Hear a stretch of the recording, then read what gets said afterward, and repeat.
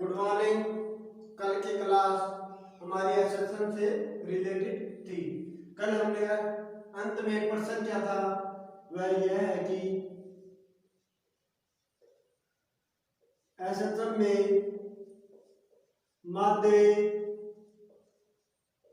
स्थिति की ओर जाने पर, माध्य स्थिति को जाने पर पहला ऑप्शन संवेग बढ़ेगा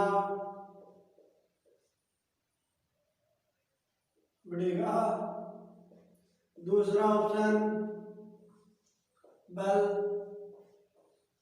घटेगा, तीसरा ऑप्शन बहुत, चौथा ऑप्शन नन ऑफ दीज।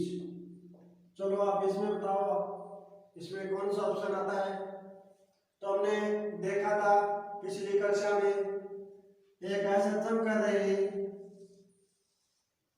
यहाँ माध्य स्थिति पर वेग मैक्सिमम वातावरण मिनिमम होता है, जबकि यहाँ पर वेग मिनिमम वातावरण मैक्सिमम होता है। ये दो बातें हमने पिछली कक्षा में देखी थी। तो इससे देखते हैं तो P बराबर हमारे पास एम वी होता है। तो यहाँ पर माध्य स्थिति पर वेग बढ़ता है तो हमारे पास वेग भी बढ़ेगा, जबकि F बराबर एम ए होता है।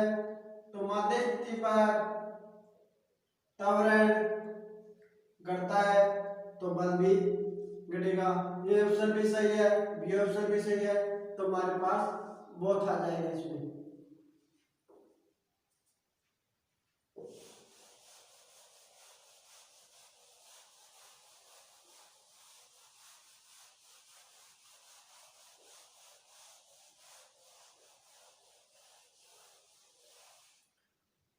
अगला क्वेश्चन, एक एसेशन कर रहे दोलन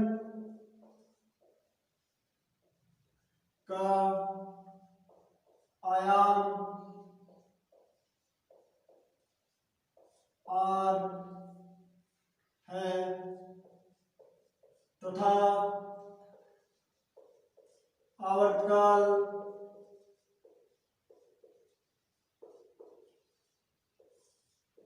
t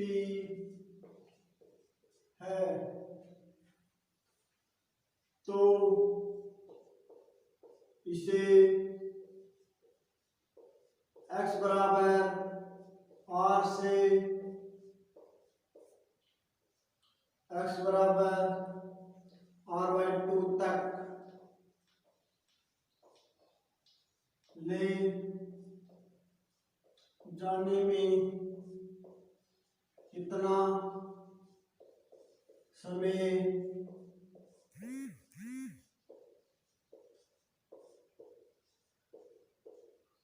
लगता है। पहला ऑप्शन t, दूसरा ऑप्शन t/4, तीसरा ऑप्शन t/6, चौथा ऑप्शन नन ऑफ दीज। चलो आप इसमें बताओ आपका कौन सा ऑप्शन आता है।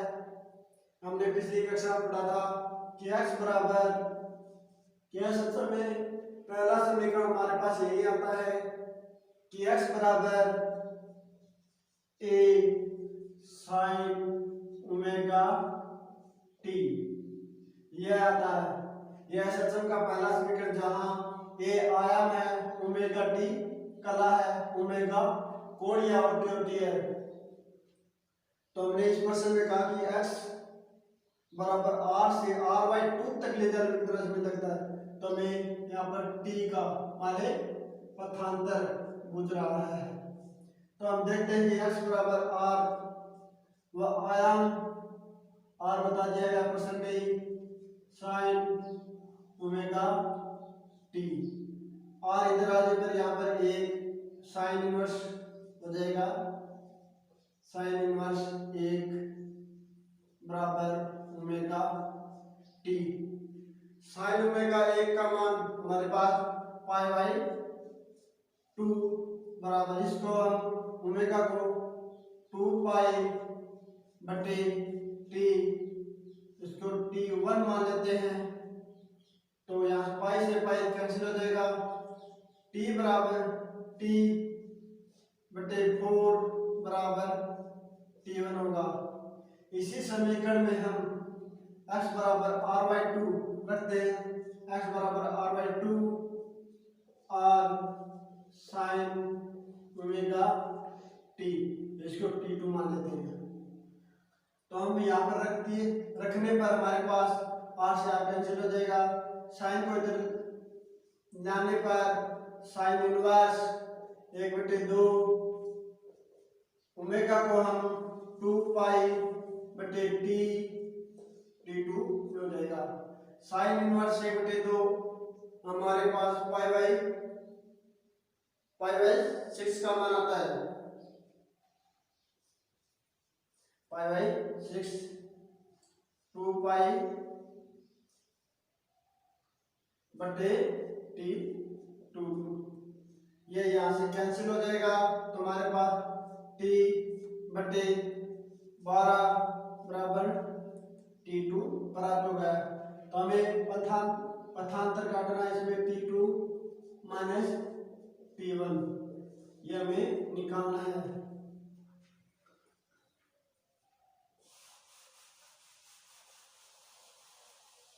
तो हमारे पास इसमें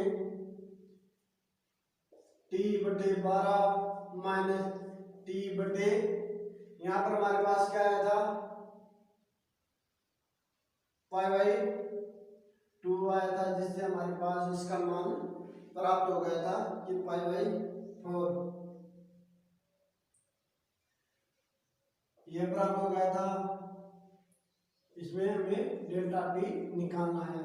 तो हमारे पास इसका लघुत्तम 12 3t माइनस टी बराबर 2t बटे 12, इसमें हमारे पास टी बाई 6, तो हमारे पास इसका ऑप्शन सी हो जाएगा।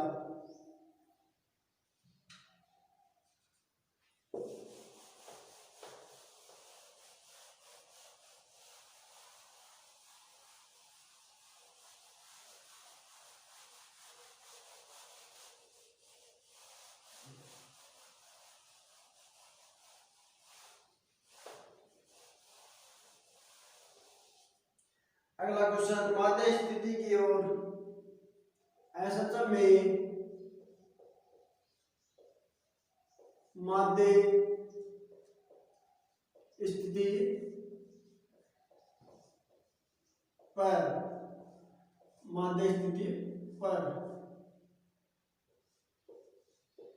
गतिज ऊर्जा मैक्सिमम, दूसरा ऑप्शन स्थितिज ऊर्जा मिनिमम, तीसरा ऑप्शन गतिज ऊर्जा मैक्सिमम व स्थितिज ऊर्जा मिनिमम, चौथा ऑप्शन नन ऑफ दी। चलो आप इसमें बताओ, इसमें कौन सा ऑप्शन हो सकता है। कि हमने स्थितिज ऊर्जा गतिज ऊर्जा के हमने पिछली कक्षा में देखा था। गतिज ऊर्जा होती है हमारे पास 1/2 के अंडर रूट ए स्क्वायर माइनस एस स्क्वायर होती है। स्थितिज ऊर्जा हमारे पास होती है 1/2 के एक्स स्क्वायर। ये दो फॉर्मूले, कुल ऊर्जा हमारे पास टोटल एनर्जी बराबर 1/2 के स्क्वायर। ये तीन फॉर्मूले हमें, इन्हीं से हमें पता चल जाएगा। यहाँ पर x का मान 0, हम इस समीकरण में x का मान 0 रखने पर हमारे पास गतिज ऊर्जा मैक्सिमम, जबकि यहाँ पर x बराबर 0 रखने पर स्थितिज ऊर्जा मिनिमम। यह मैक्सिमम हो जाएगी, यह मिनिमम। तो हमारे पास इसमें सी ऑप्शन आएगा। यह भी आए, दोनों सही हो गई तो तीसरे ऑप्शन पर जाते हैं तो हमारे पास यह आता है। और वैसे सूत्र में रखे थे x बराबर 0 रखते हैं तो यह मैक्सिमम, वैसे इसको भी।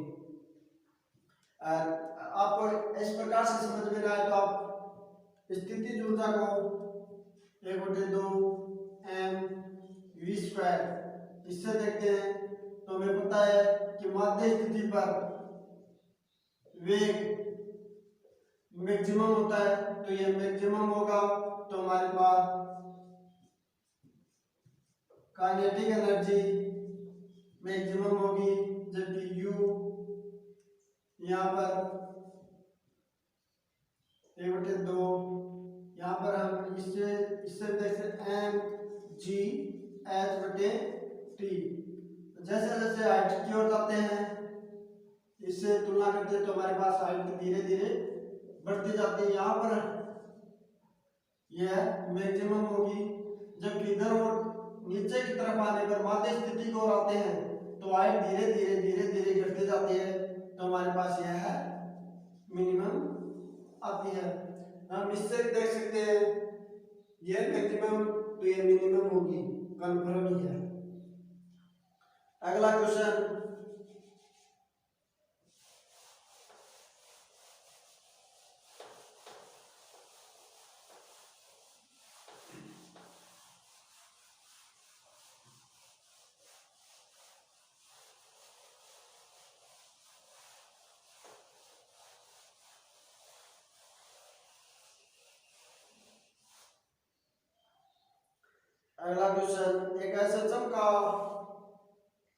एक SHM का आयाम r है,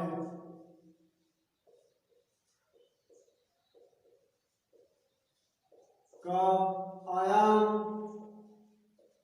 r, SHM का आयाम r है, तो किस बिंदु पर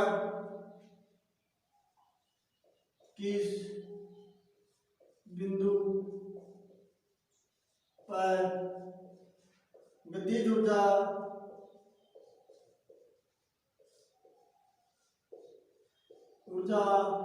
व स्थितिज ऊर्जा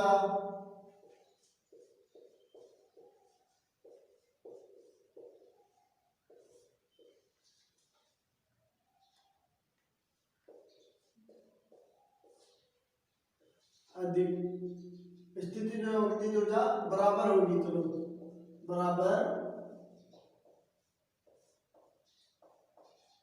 होगी, स्थितिज ऊर्जा और गतिज ऊर्जा समान होगी या बराबर होगी। आपको ऑप्शन ay/2, तीसरा ऑप्शन a√2, चौथा ऑप्शन नन ऑफ दीज। चलो आप इसमें बताओ आपका कौन सा ऑप्शन आता है। तो हमने पढ़ा था गतिज ऊर्जा और स्थितिज ऊर्जा के बारे में दो फॉर्मूले। गतिज ऊर्जा हमारे पास होती है 1/2 के अंडर रूट ना होल a² माइनस x² होता है, जबकि u बराबर 1/2 के x² होती है। तो हमें इस प्रश्न में कहा कि दोनों बराबर हो, स्थितिज ऊर्जा बराबर हो, तो किस बिंदु पर स्थितिज ऊर्जा और गतिज ऊर्जा बराबर होंगी। तो हमारे पास यह बिंदु पूछ रहा है, तो हम समीकरण 1 समीकरण 2 की तुलना करते हैं। समीकरण 1 और 2 की तुलना करेंगे तो हमारे पास 1/2 के a² माइनस x² बराबर 1/2 के x²।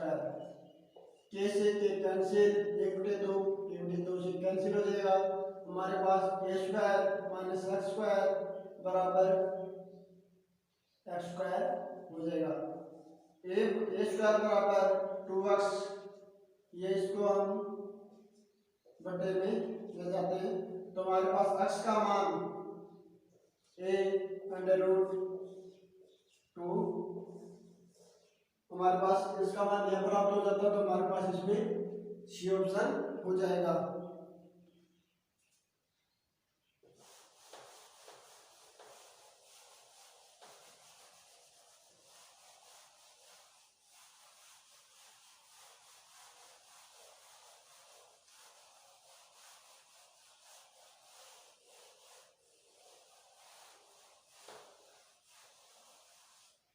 इसमें हमारे पास ये ऑप्शन आ जाएगा।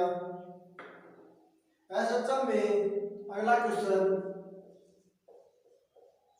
एसएचएम में सुरक्षित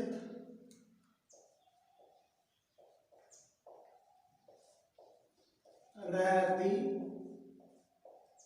है।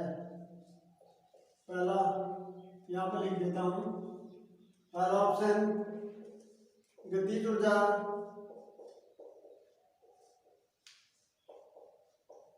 दूसरा ऑप्शन स्थितिज ऊर्जा,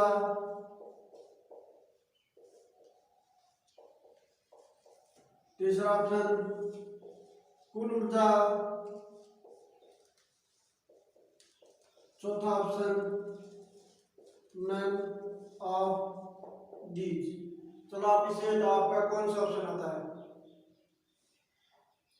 हम देख सकते हैं गतिज ऊर्जा का फॉर्मूला हमारे पास 1/2 के a square minus x square होता है, जबकि स्थितिज ऊर्जा हमारे पास होती है 1/2 के ए स्क्वायर होती है। कुल ऊर्जा हमारे पास होती है 1/2 के ए स्क्वायर।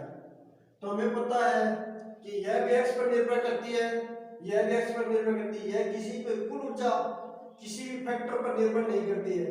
तो हमारे पास कुल ऊर्जा ही सुरक्षित रहती है। हम देख सकते हैं कि कुल ऊर्जा हमेशा टोटल एनर्जी पर नियत रहती है, पूरे फैक्टर पर ही नियत रहती है। अगला क्वेश्चन माध्य स्थिति की, अगला क्वेश्चन हमारे पास यह था माध्य स्थिति से दूर जाने पर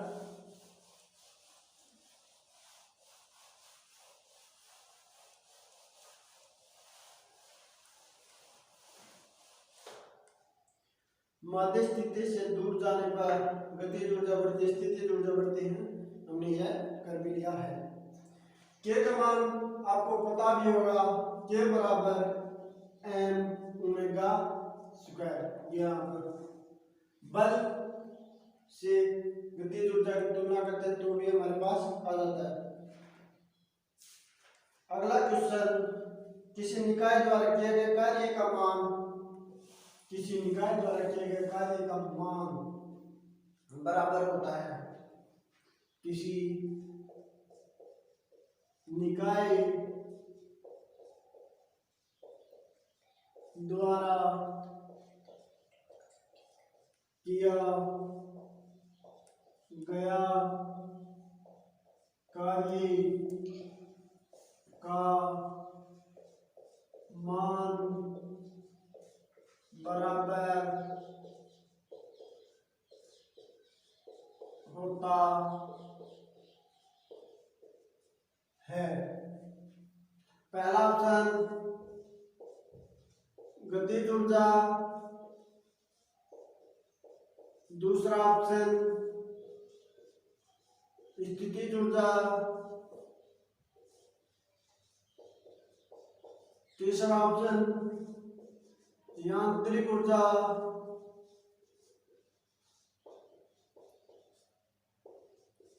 चौथा ऑप्शन नन ऑफ दीज। हमने 11वीं क्लास में इस प्रश्न को देखते ही हमारे पास ये ऑप्शन पर हम कर देते हैं, लेकिन वह गलत है क्योंकि यह कंडीशनल पर ही आता है। जैसे W बराबर डेल E होता है। जब हम कार्य करते हैं तो कुल ऊर्जा वाले यांत्रिक ऊर्जा में परिवर्तित होता है।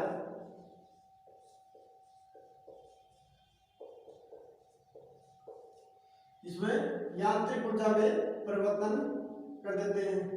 तो हम इसमें दो केस आते हैं। पहला केस वन केस और सेकंड केस। हम इसमें W बराबर kinetic energy plus del U। तो हमारे पास पहला जब बराबर नियत काइनेटिक एनर्जी नियत हो तो डेल के बराबर 0। इस समीकरण में एक में मान रखने पर W बराबर डेल U हो जाएगा। यह एक कंडीशनल शर्त है कि हमारे पास यह एक नियत हो तभी हमारे पास इसका मान W बराबर डेल U प्राप्त होगा। दूसरी बात U नियत या कांस्टेंट बोल सकते हैं।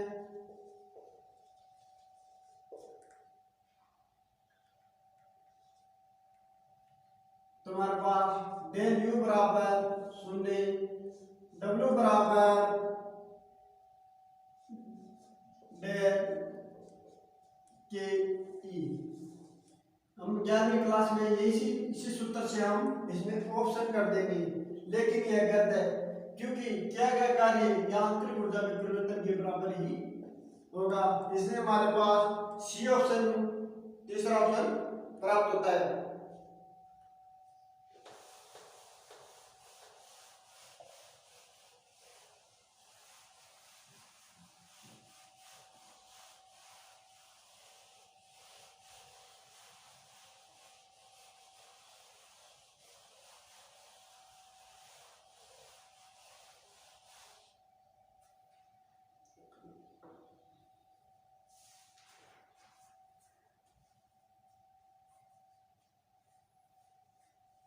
एसएचएम में गतिज ऊर्जा।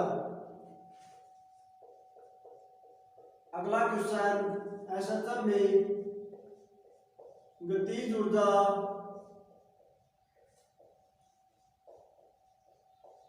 K0 cos square omega T है। तो स्थितिज ऊर्जा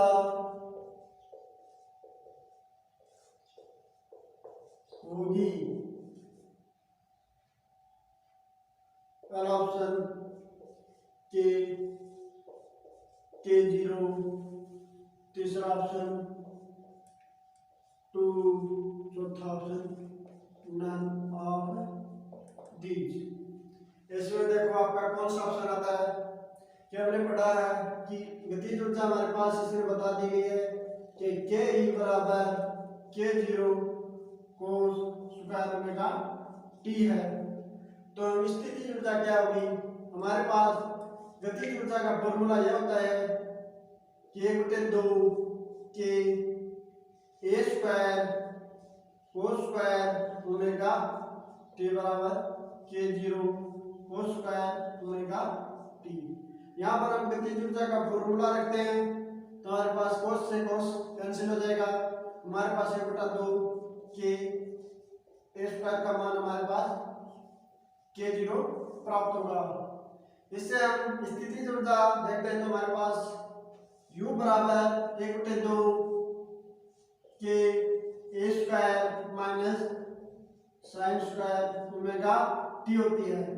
तो हम इसमें यह रखते हैं तो हमारे पास साइन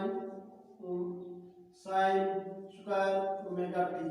तो हमारे पास गतिज ऊर्जा का मैक्सिमम मान बताना आपको,